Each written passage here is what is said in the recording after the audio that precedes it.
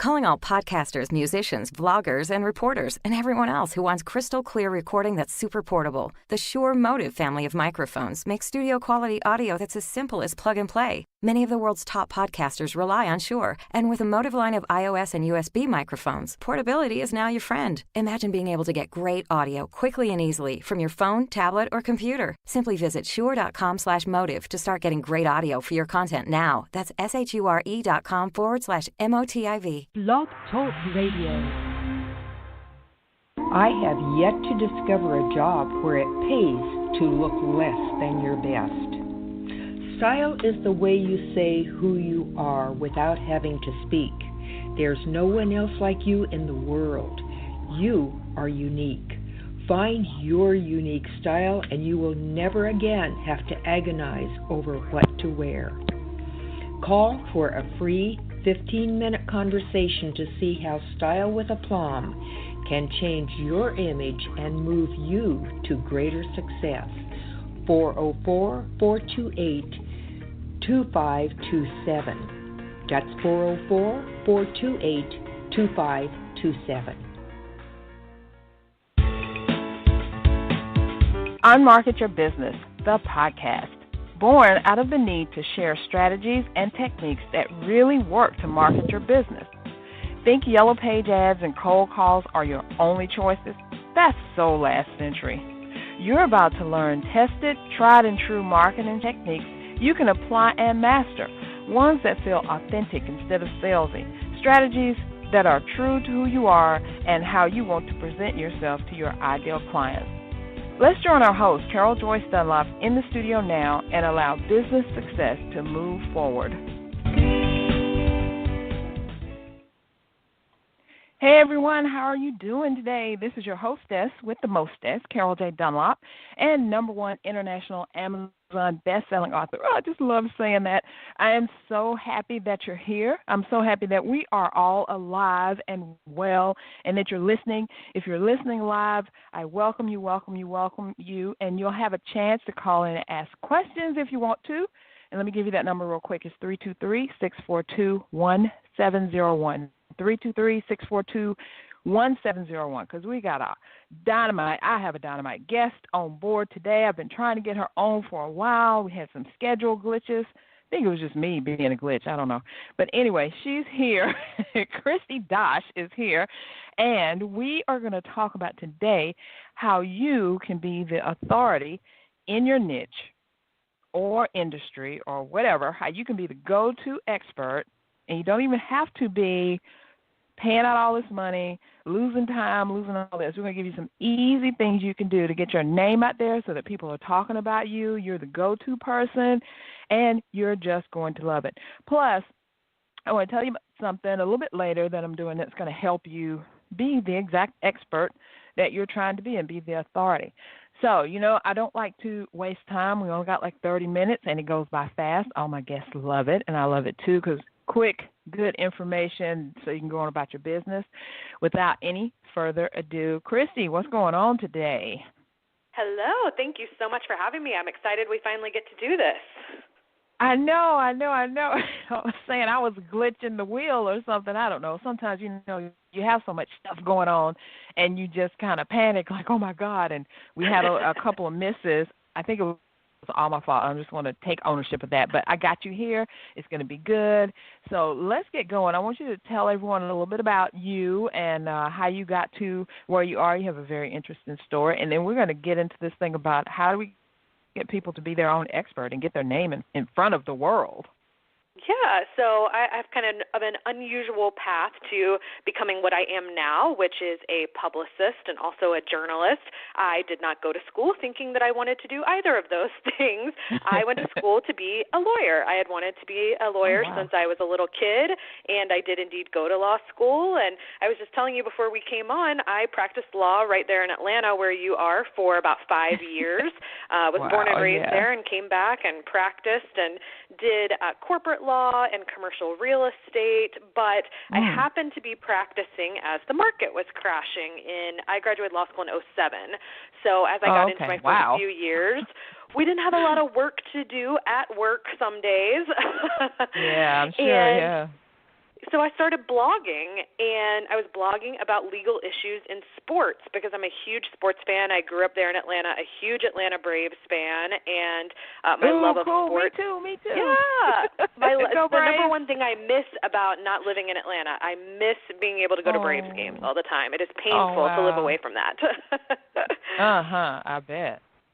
But writing about this sort of legal twist on baseball really opened up some interesting doors for me because most of the people who were writing about sports and writing about baseball were writing about the game on the field, not what happens off the field from a legal and business perspective. But that was what I kind of knew and understood. I mean, I understand the game on the field. I played softball my whole life. I dated baseball players in high school and college. Like, I get it. I know what the game is on the field, but I was putting my own twist on it by looking at what was happening off the field, and it's obviously a much longer story than this, but it would take us the whole half hour. So essentially what happened to me is that after a couple of years of blogging on my own free little WordPress site that I swear to you no one, not even my parents, read, I ended up getting an opportunity to guest blog on some other sites that actually had readers, and then was asked to join Forbes to write about collective bargaining in the major professional sports leagues because that's a very legal topic that not just anyone can write about. And I went to Forbes. I wrote for Forbes for 2 years. At the same time, I pitched myself to be on television there in Atlanta on Comcast Sports Southeast, which unfortunately no longer exists, but gave me my first opportunity to be on television. And after a couple of years of writing for Forbes and doing TV at Comcast and then pitching myself for other things like radio interviews and newspaper interviews and that kind of stuff, I ended up being hired away from the practice of law to be ESPN's sole sports business reporter. So huge career change that I never could have envisioned. It never crossed my mind that that's where I was headed, but that is what I ended up doing. And after a few years at ESPN, I was sort of evaluating what I was going to do next, and I knew I didn't want to go back to practicing law, and I realized that I was a good writer and that I loved to write, and that I also was really good at figuring out how to get myself places. I had pitched myself to write for magazines like Woman's Day, Men's Health, Glamour, Parents, and I'd been able to write for those about non-sports topics as well. And friends and family were constantly asking me, how do you get on TV? How do you get on the radio? How did you get quoted in the newspaper the other day? How did you write for that magazine? And so I ended up going to work in a PR firm where I got to help people do all those things and really establish themselves as experts in their niche the way that I had done for myself in the sports business niche. And so here I am. I did that within a boutique PR firm for a couple of years, and now I've been out on my own for almost 3 years, and I work exclusively with entrepreneurs and nonfiction authors, and we figure out how to get them out there and more visible so that they can impact more lives and grow their business. That is awesome. I love that story. I know that my colleague, Nadine Mullings, is going to be really interested in this. I know she listens to the podcast, too, because we have a program where we were talking about website magic and how you can use your blog and your website to establish your credibility, become, get that authorship, not only the authority-ship in place, And you did exactly that. And I really think that's why I started following you, because Kristi and I met virtually in another big group on Facebook, and it was a post that you did. I think somebody was asking you that same thing, like how did you do something, or how did you get in these magazines? And you were saying, or how did you get your group up or something? And you were saying, well, I started posting in groups, and then it took a while, but then it caught on, and now I've got my own group. And that made me follow you, because that's the same thing that I talk about in my book, about how you can use Facebook groups to get clients. So I knew that we were sisters under the skin. I knew that. It was so good. That's why I followed you. Yes, it is always nice to talk to like-minded people who get it. Yeah, you don't have to look at them with that crazy eye going, what are you talking about? You just say it, and they're like, exactly. yes. So we're talking about becoming an expert and how you can become everybody listening right now, you can become the expert. So, Kristi, what does it mean to be an expert in today's world?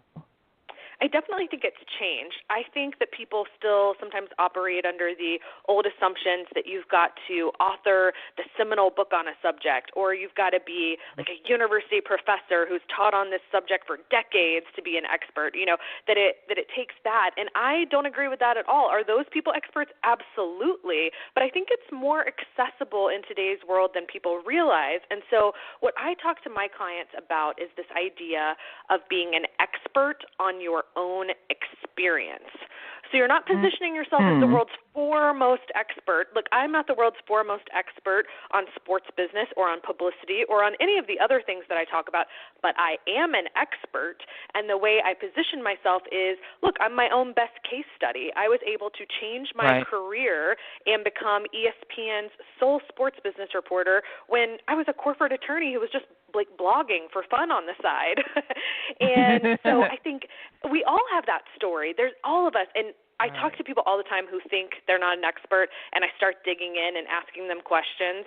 And there are these things in their personal life or in their professional life that they've overcome or that they've mastered that they take for granted, but that other people could really value from. And so by leading from this place of sharing your own experience and positioning yourself as the expert on that experience, because who knows your path better than you do? I mean, you are an expert on your experience.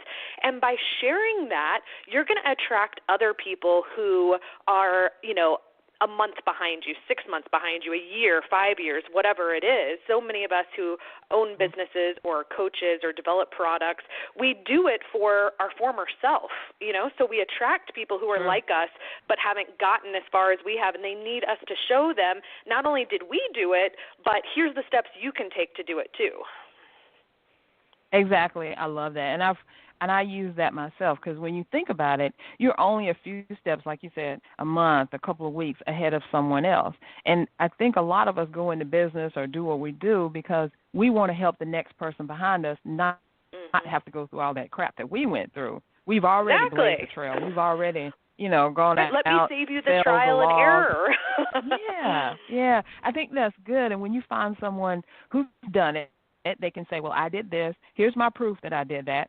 And if you follow me, I'll show you how to do it, too, without all the hiccups and without falling down, Exactly. So I think that's good. And I love what you say about being an expert of your own experience, because I think each of our experiences are different, but they're the same, too, in a lot of ways, So if we got someone who can lead us, you don't need to do this right here. Because I'm sure that when your clients come to you, you can look, once they start talking to you, you can, in your mind, you're formulating a plan. And by the time they get through talking, whether they figure out, I don't really know this, you go, okay, this is what we're going to do, A, B, C. And then they go, oh, my God, really? Exactly. Exactly. And I think it helps people with their confidence level, because a lot of people who come to me, say they want to start public speaking or they want to have their first TV appearance, whatever it is, whatever way that is, they're wanting to put themselves out there. When they tell me they have something like stage fright, the basis of almost all stage fright is a lack of confidence, a concern that someone in the audience is going to think you're dumb, or that they're going to know more than you are and they're going to think you're a total fraud. That's where most people's anxiety actually comes from when you dig down.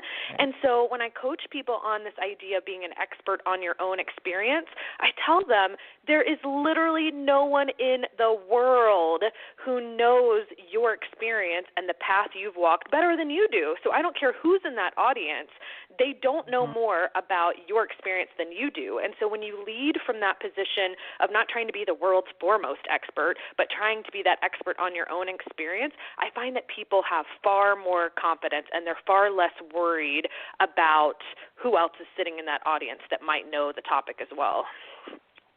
That is so true, because no one is you. No one does it like you do. No one says it. No one works it like you do. Because I know there are 1,000,001 PR people out there, and as for me, there are 1,000,001 web designers out there, but no one designs websites just like I do with my touch, just as no one gets out there and does that publicity work like you do, because you have your own uniqueness about you. And I think once we kind of clue into that about ourselves, it's much easier for us to say, hey, I can do this. I'm okay. It's all right, because no one does know our life like we are. Exactly. Okay, so I have this question. So how do you intentionally start positioning yourself as an expert? You said, we think we're not an expert, but, most of us don't feel like one. But how do you start? What are the first few steps we need to do? For me, it's creating some sort of content around that experience that you've had. So maybe it's social media posts, maybe it's blog posts, maybe it's doing podcast interviews. There are a lot of ways to put yourself out there to be more visible and to talk about your story more. And there's this great quote, I wish I had it memorized, but it's too long and I just don't have that ability. But it's from Russell Brunson's book, Expert Secrets. And in it, he talks about when he first started posting on social media, and that, in the beginning, no one commented. And, it's easy to sort of get down on yourself when you feel like nobody's reading and they're not giving you any feedback. But he talks about how that's the most valuable time because you're developing your voice. And it really doesn't matter if anyone's consuming it or responding to it in the beginning, because the beginning is all about getting comfortable with your voice and finding that voice. And then naturally, there are going to be people who are drawn to that, who feel like you speak their language, who are like, hey, I identify with that small piece of her story. She's been there. Maybe she can help me too. So in the beginning, you've got to let go of these concerns about who's reading it and why aren't you getting more likes and why aren't more people commenting, or you've written 5 blogs and there's never been a comment on your website. Look, I've been blogging for 10 years and I can count on one hand probably the number of comments I've had on my website. Now, when I was at ESPN, it was a little bit different, but in a bad way. It was sports fans who were trolling you. So comments, be careful what you ask for. Yeah, you get all those crazy things, Right. But you know what? It didn't matter that nobody commented on my post. I still got hired by Forbes. Then I got hired by ESPN. I got 2 different book deals, both of which were based on my blogging.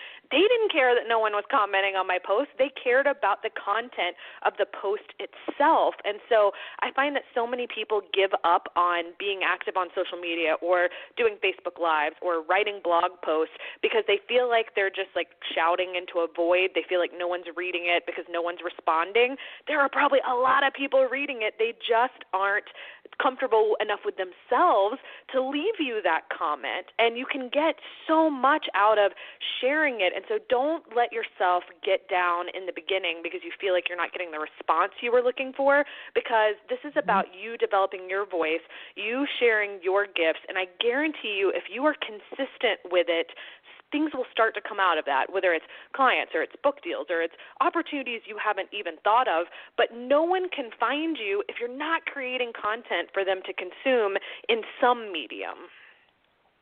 I love that. I think that's awesome.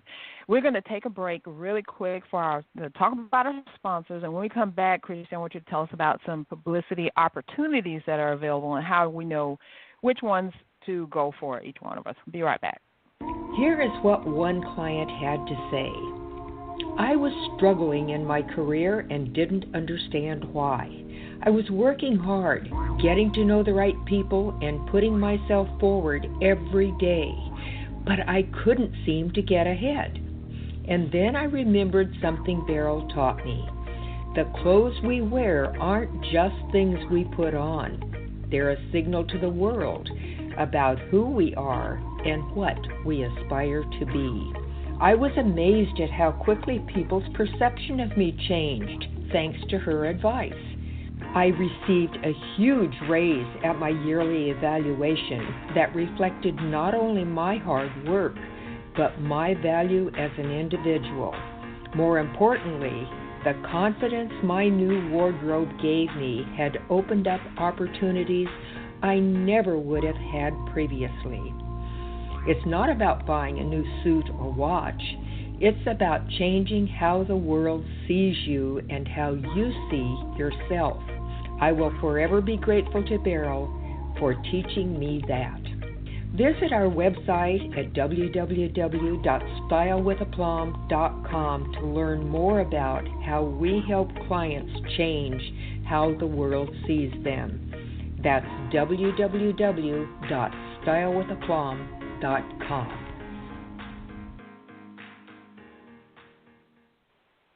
Hey, we're back, And this is your hostess with the mostest, Carol J. Dunlop, and we are talking with Kristi Dosh about being your PR person and getting your expertise out there. Right when we left, we were going to come back and say Kristi's going to talk to us about some publicity opportunities that are available out there and how we know which ones are right for us. But before we get into that, I wanted to tell you one quick little thing. Then Kristi's going to take the stage, and that is we're talking about authority, how to get your authority-ship up, and what you need to do. I want you to go right as soon as this episode is over. I want you to go to csicorporation.com/WM Masterclass. That is a brand new masterclass that Nadine Mullings and I are doing on authority marketing. And all the things that Kristi is talking about now, we're going to have them in there, and we're going to help you get your online marketing game up so you can get some clients. Okay, now, Kristi, when we left, we were talking about publicity opportunities. So what kind of opportunities are available out there, and how do we know which ones are right for us? Yeah, so I like to talk to people a little bit about what you can expect in terms of results from different kinds of publicity, because often people come to me and they say, I want to be on this TV show, or I want to be on this podcast, or I want to write for this blog. And then when I dig deeper and I ask them, okay, what are you hoping that does for you? What are your short-term and your long-term goals? Often the things they've identified doesn't match their goals, and that's not their fault. If you have no real experience in the sort of PR realm, then you might not know that, for example, writing a guest blog will rarely result in a lot of traffic to your own website. That's a huge misconception I see. They think if they write a post for Forbes or for Entrepreneur or Inc., and look, I've written for Forbes for years. I write for Entrepreneur now. I've written for Fast Company before. I've had clients who've written for all of them. So I have seen a lot of different people do it, and while it's a fantastic credibility builder and it's done wonderful things for me, it has not ever impacted the traffic on my own website. Ever. Oh, wow. Because they don't let you link to your own stuff. The only place they're going to let you have a link is in your bio, and very, very few people click on the links in the bio. So no one's going to be clicking from your guest post over to your website. So if your goal is to drive more traffic to your website, that is not how it's going to happen, most likely. Instead, what you would want is someone else to write about you. So you would want to find a writer at one of those publications and pitch them to feature you or your business, or to quote you as an expert source. When they do that, they're usually able to include a link. So for me, for example, they might say, they've got my quote, and then it says, Kristi Dosh, publicist at Guide My Brand, and then they link Guide My Brand to my website. They can put in a link for me, but if I was the one writing the piece, I wouldn't have been able to put the link in. So that's a little different. So if you're looking to drive traffic, you might be better off with that feature or that quote. Whereas if you're looking to build credibility, then writing the guest post might be better. For example, writing guest blogs and being a contributor is what led to my book deals. It's what gets me a lot of my paid speaking, because event organizers know what topics they want people to talk about, and sometimes they don't always know who is that person who can do that topic justice.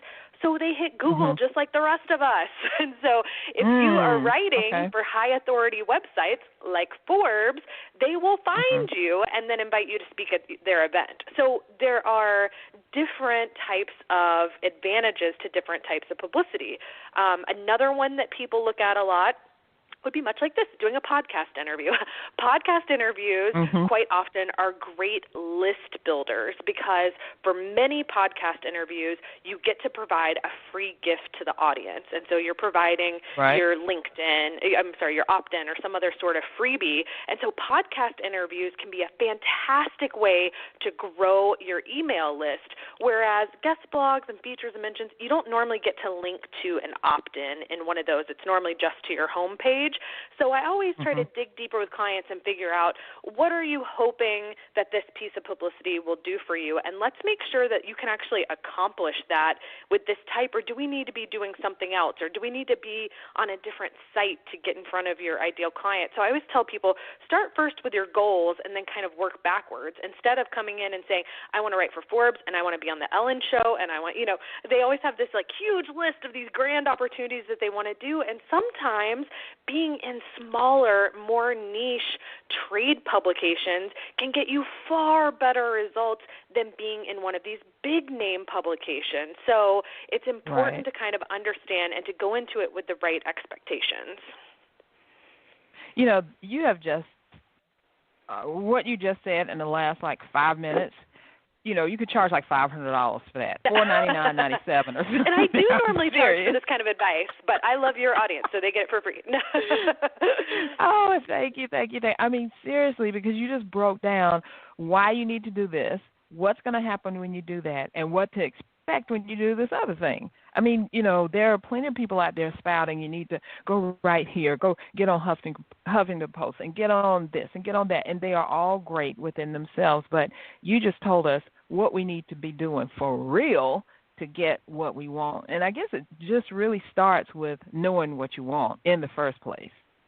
You want to know my biggest PR pet peeve? My biggest pet peeve is people just want to stack up a bunch of logos on their website. They want that as seen in banner. And look, I get it. I've got the as seen in banner on my website. I'm not telling you shouldn't have that banner. But when people come to work with me on retainer and they act like we're going to work together, you know, for a long time, but then in the first few months I kind of get them all the outlets they wanted and they check off the boxes like I was in Forbes, check. I was an entrepreneur, check. I was in Inc., check. And then they're like, okay, I'm good. I'm done. I'm like, what do you mean you're done? It's not about stacking up logos and going to each outlet once so you can stick their logo on your website. The benefits I've gotten, like the book deal and the paid speaking and that kind of stuff, was from being a contributor at Forbes for years. We're talking hundreds of posts. It was worth it, but it's a long game, not a short game. The logos on your website won't do anything for you. There needs to be a strategic approach. And I'm not saying you have to go write for Forbes for 3 years to have great things happen to you. That's not true at all. Although the longer you do it, the more benefit you're going to see. But just doing it once to get the logo is not going to do anything for you. You might get a short blip, but long term, it isn't going to do anything for you. So make sure you're approaching this in a strategic way. I love that. I always talk about plan it out, have a strategy and a plan, and you're the perfect person to go to. Guess what? We're almost out of time. We're down to the last 3 minutes, so I definitely want you to let people know how can they get in contact with you if they want to work with you longer than just to get the logos. I don't do logo stacking, but if you're interested in anything else, you can find me on my website. It's www.guidemybrand.com. And on all the social media outlets, pretty much, I'm Guide My Brand. So on Facebook, it's facebook.com/guidemybrand. And on Instagram and Twitter, it's Guide My Brand. And I'm on social media pretty much all day. So if you want to find me and talk to me fast, that's the best way to find me. Oh, that brings me to one other thing. Is that the best way to get in touch with people that you want to, you know, guest posters, potentially you want to guest post on? Is that social media the best way to connect with them?